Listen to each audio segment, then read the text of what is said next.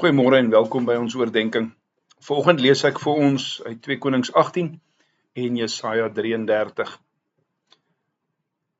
2 Konings 18 lees ons vanaf vers 19.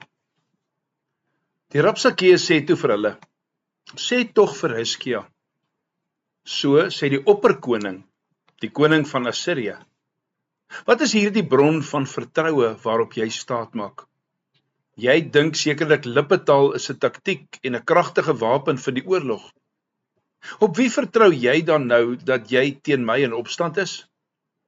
Jy stel sowaar nou jou vertroue op Egipte, hierdie geknakte rietstaf wat in 'n mens se handpalm steek en 'n deurboor wanneer jy daarop leun. So is die Farao, die koning van Egipte, vir almal wat op hom vertrou. En as julle vir my sou sê, op die Here ons God vertrou ons, is hy dan nie die een wie se offerhoogtes en altare Hiskia verwyder het, toe hy vir Juda en Jerusalem gesê het, voor hierdie altaar in Jerusalem moet julle in aanbidding buig nie?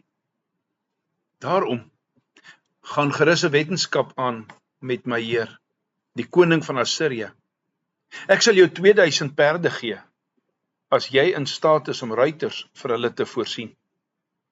Daarom, het my Heer gesê, het ek sonder die Here se medewete teen hierdie land opgetrek om dit te verwoes? Dit is die Here wat dit vir my gesê het, trek op teen hierdie land en verwoes dit. Toe gaan staan die Rabsakeë en roep met 'n harde stem in Judees uit en sê: Luister na die woorde van die opperkoning, die koning van Assirië. So sê die koning: Moenie dat Hiskia julle bedrieg nie, want hy sal julle nie uit my hand kan red nie. Moenie dat Hiskia julle op die Here laat vertrou deur te sê, die Here sal ons beslis red en hierdie stad sal nie oorgegee word in die hand van die koning van Assirië nie.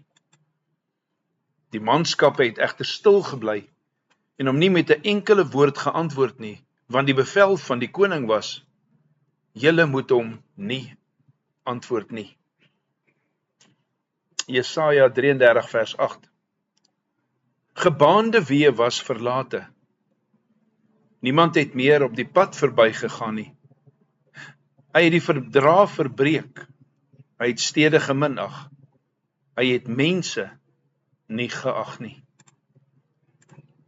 Geliefdes, hierdie vers uit Jesaja hou verband met vers 7 se bitter geween, waaroor ons in die vorige oordeenking gehoor het. Ja, Hiskia het 'n huldeblyk aan die koning van Assirië gemaak. Hierdie koning het gevra: Gee vir my 100 ton silwer of 10 ton silwer en 1 ton goud. Dan los ek jou uit, maar Hiskia het dit gedoen. En dan verbreek die koning van Assirië hierdie verbond. Ja, die huldeblyk, die kom ons noem dit offer of losprys is beveel, met die belofte, ons sal onttrek. Julle is veilig, en Sanherib het nie net geweier om sy magte terug te trek nie, maar hy het verder vorentoe gedruk en sy aankondigers, sy omroepers gestuur om die Jode te tart. Hy het teen die stede gedruk en hulle met min moeite verpletter. Ja, die paaie lê dus in verwoesting en niemand reis nie omdat hulle vrees. Hier is 'n vyand wat net nie omgee vir menslike lewe nie. Hier is 'n vyand wat geen eer in hom het nie. Daar's blykbaar geen perke aan sy goddelose wreedheid nie. Maar Israel was nie bang nie. Ons, jy en ek, moet nie ons lewens in vrees vir ons groot vyande leef nie. Jy en ek moet nie die mens vrees nie. Ja, ons vyande het weliswaar ook geen agting vir die mens nie. Maar as ons die Here vrees, sal ons niks anders vrees nie. Daar is 'n Engelse gospellied wat sê: I am no slave to fear. I am a child of God.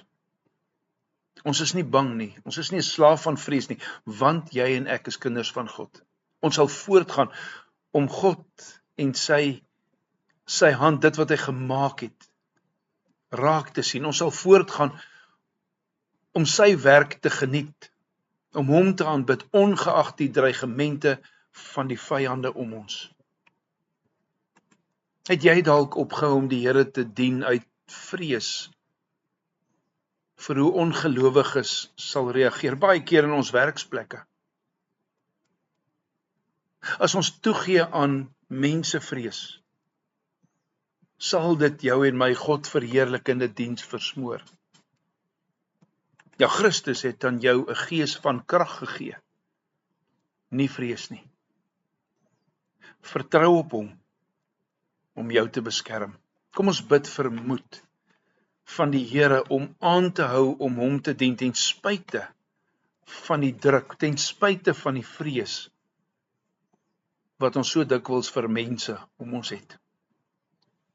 Kom ons sluit ons oë. Almagtige, ewige God en Vader, Here, vanoggend begin ons gebed met 'n belydenis, dat ons so dikwels bang is om te getuig, bang is om U te dien, omdat daar druk is om ons en op ons. Ons wil vandag kom bid vir moed. Here, gee aan ons die moed om aan te hou om U te dien, ten spyte van die druk van mensevrees. Gee dat ons sal besef, U is die enigste bron van krag. U is krag. En ons leef, ek as U kind leef, in daardie krag. In Jesus naam bid ons dit. Amen. Ons sing vanoggend saam Psalm 40, vers 2 en vers 3.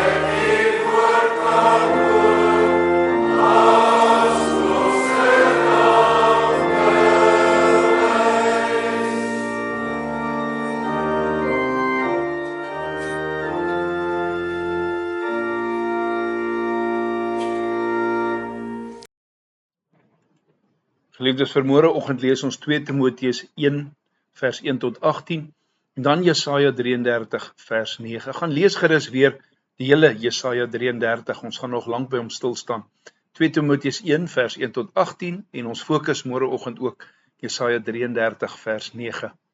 Aan elkeen vandag 'n geseënde dag as kind van die Here wat nie vrees nie, want God is ons krag. Totsiens.